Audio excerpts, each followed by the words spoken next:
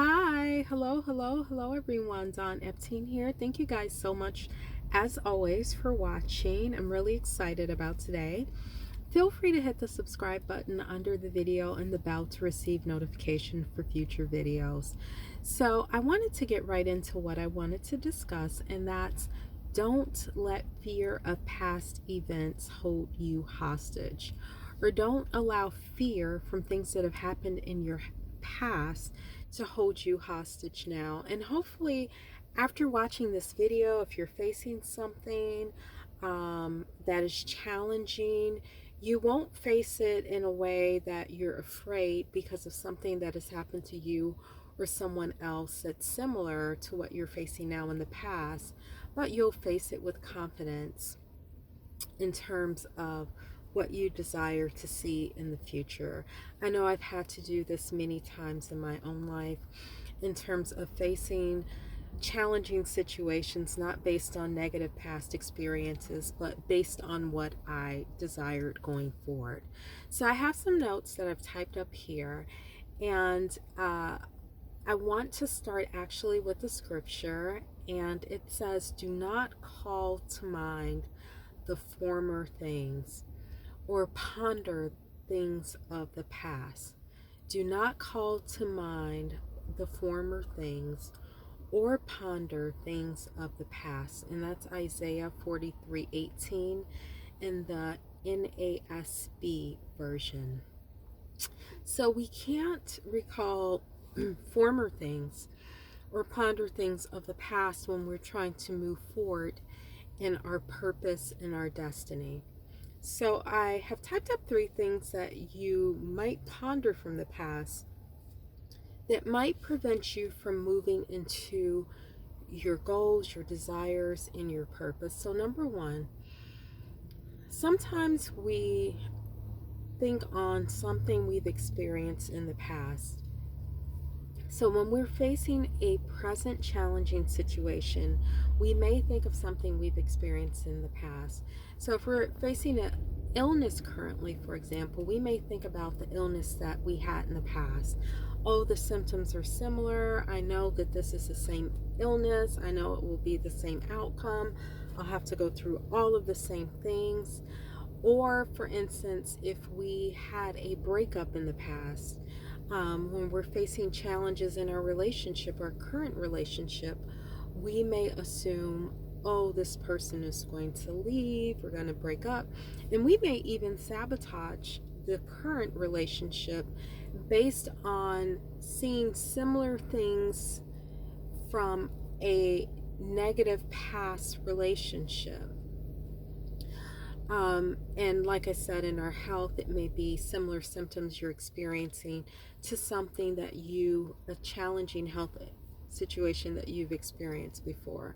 So number 1, often we recall to mind or call to mind something we've experienced in the past. Number 2, sometimes another thing we shouldn't do is call to mind something someone else has experienced. So maybe they had a sickness in their body, and so we go through,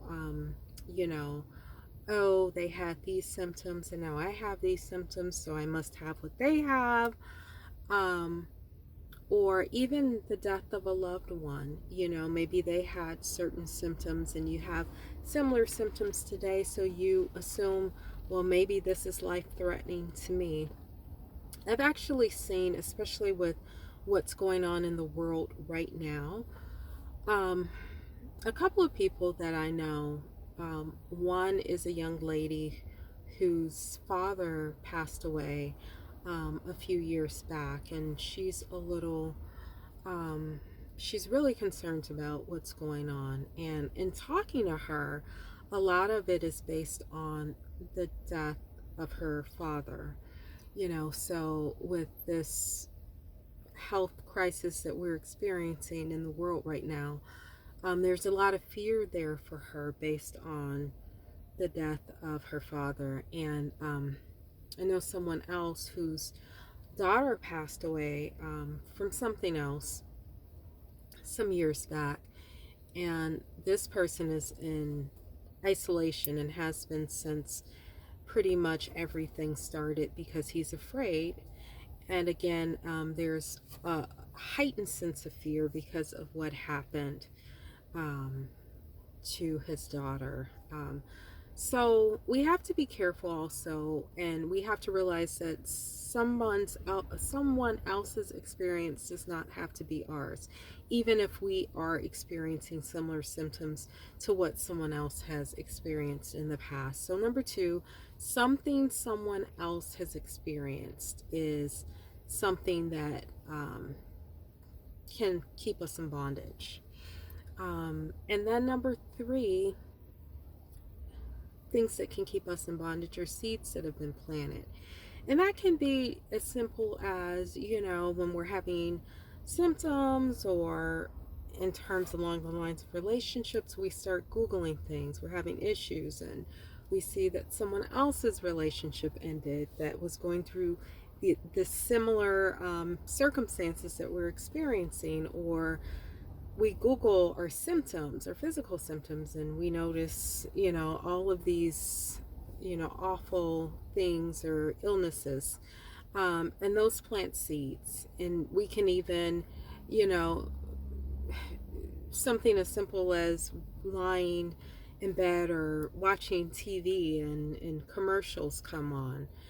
We have to guard our hearts. We have to be very careful of what we allow in our hearts. So, number one, things that will hold fear that past events that will hold us in bondage are things we've experienced in the past. Number two, things someone else has experienced.